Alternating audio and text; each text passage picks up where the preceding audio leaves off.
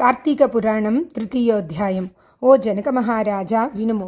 కార్తీక మాసమందు స్నానము, దానము, జపము మొదలైన పుణ్యముల్లో ఏదైనను స్వల్పమైనా చేసిన ఎడల ఆ స్వల్పమే అనంత ఫలప్రదమగును. స్త్రీలు గాని పురుషులు గాని అస్థిరమైన శరీరాన్ని నమ్ముకొని శరీర కష్టానికి భయపడి కార్తీక వ్రతమును చేయని ఎడల 100 మారులు కుక్కగా పుట్టుదురు. కార్తీక పున్నమి రోజున స్నానదానములు ఉపవాసమును చేయని మనుష్యుడు 1,000,000 మారులు చండాలుడై జన్మించును. అలా చండాలుడై పుట్టి చివరికి బ్రహ్మరాక్షసుడై ఉంటాడు.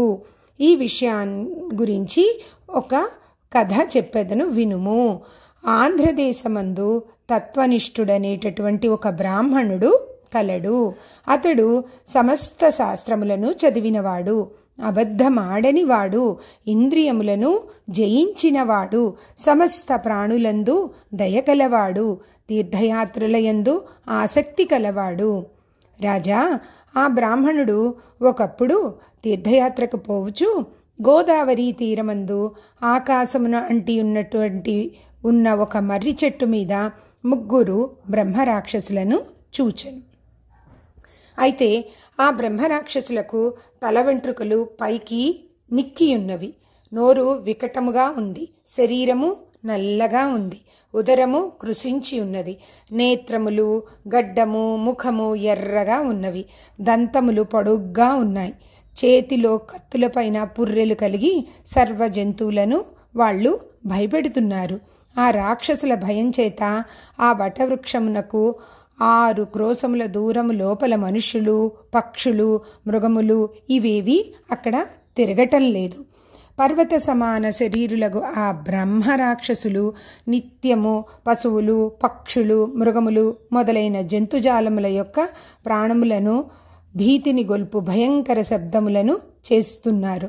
అనేక కార్తీక వ్రతములు ఆచరించిన ఆ తత్వనిష్ఠుడు దైవవశము చేత మార్గమున పోవుచు మర్రి చెట్టు మీదున్న 3 బ్రహ్మరాక్షసులను చూసి భయపడి శ్రీహరి పాదార విందాల్ని స్మరించుచు, దేవేశ నన్ను రక్షించుము, లోకేశ నారాయణ అవ్యయ నా మొర ఆలకించుము, సమస్త భయములు నశింపజేయు దేవా నా భయమును పోగొట్టుము, నాకు నీవే దిక్కు, నీవు తప్ప నన్ను రక్షింప సమర్థులెవ్వరూ లేరు.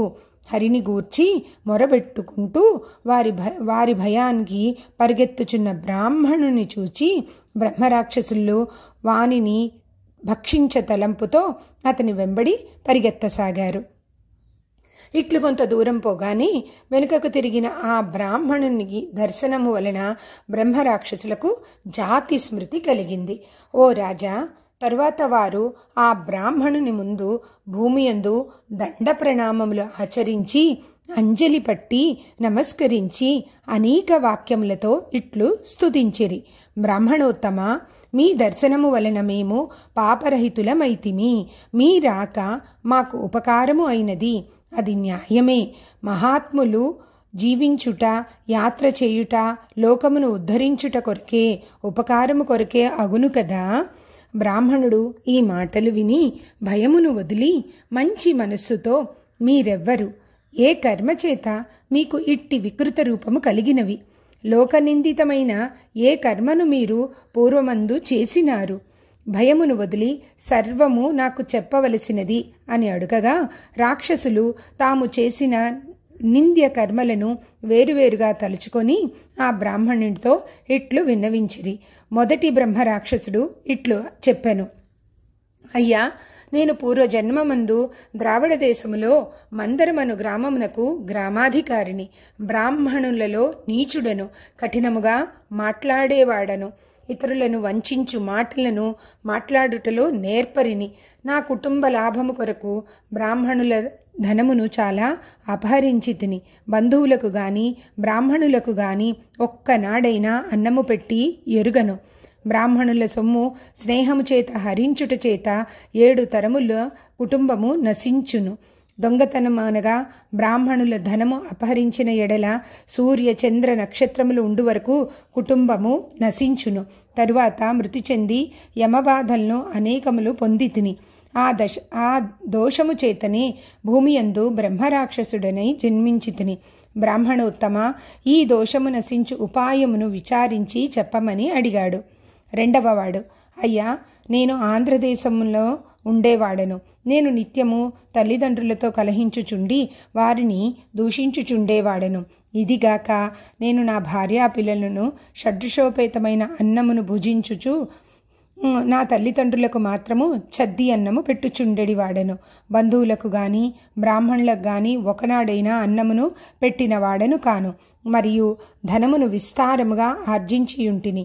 పిమ్మట నేను చనిపోయి యమలోకమందు 8 యుగముల వరకు యమబాధలను పొంది బ్రహ్మరాక్షసుడినై భూమి యందు జన్మించితిని. ఓ బ్రాహ్మణోత్తమ, నాకీ పాపము తొలగు ఉపాయము చెప్పి నన్ను ఉద్ధరింపమని అడిగాడు.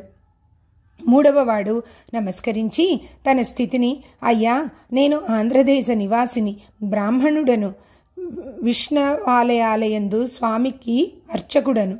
స్నాన సంధ్యావందనముల విడిచి స్వామి పూజను వదిలి పరనిందలు చేయుచు విశేషముగా మాటలాడుచు కఠినుడనై దయాశూన్యుడనై తిరుగుచు దేవాలయమందు భక్తులు వెలిగించు దీపముల్లోని నెయ్యి నూనెను అపహరించి వేశ్యాగృహమందు దీపములు పెట్టి ఆ నేతిని వేశ్యకు ఇచ్చి దేవతా నివేదితాన్నమును అపహరించి దానితో సంభోగించుచుండు వాడను.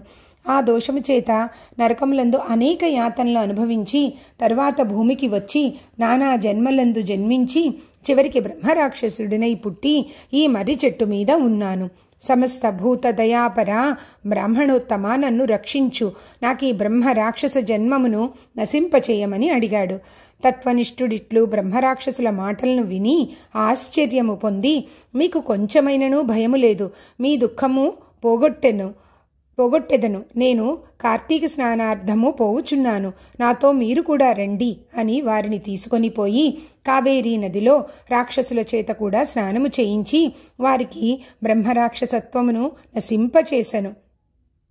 అముకానాం బ్రహ్మరాక్షసత్వ నివారణార్థం అస్యాం కావేర్యాం ప్రాతస్నానమహం కరిష్యే.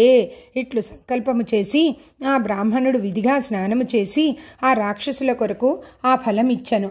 ఆ క్షణమునే ఆ ముగ్గురు దోష విముక్తులై దివ్య రూపములను ధరించి వైకుంఠలోకమునకు పోయిరి. ఓ జనక మహారాజా, వినుము. మోహము చేతగాని అజ్ఞానము చేతగాని కార్తీక మాసంబున శుక్ర నక్షత్రము దయించినప్పుడు, అంటే తెల్లవారుజామున ఉదయించినప్పుడు సూర్యోదయ కాలము ముందు కావేరీ నది యందు స్నానము చేసి పిమ్మట శ్రీ విష్ణు పూజను చేసిన వానికి 10,000 యజ్ఞములు చేసిన ఫలము కలుగును. ఇందుకు సందేహము లేదు. కార్తీక మాసమందు ఏదో ఒక ఉపాయము చేత కావేరీ స్నానమును తప్పక చేయవలయను. కార్తీక మాసమందు దామోదర ప్రీతిగా ప్రాతస్నానము చేయని వాడు 10 జన్మలయందు చండాలుడై జన్మించి తరువాత ఊరపందిగా జన్మించును. కాబట్టి స్త్రీ గాని పురుషుడు గాని కార్తీక మాసమందు తప్పక ప్రాతస్నానము చేయవలెను. ఈ విషయమై ఆలోచన చేయ పని లేదు. इति स्कान्दपुराणे कार्तिकमहात्म्ये 3य अध्याय समाप्तः।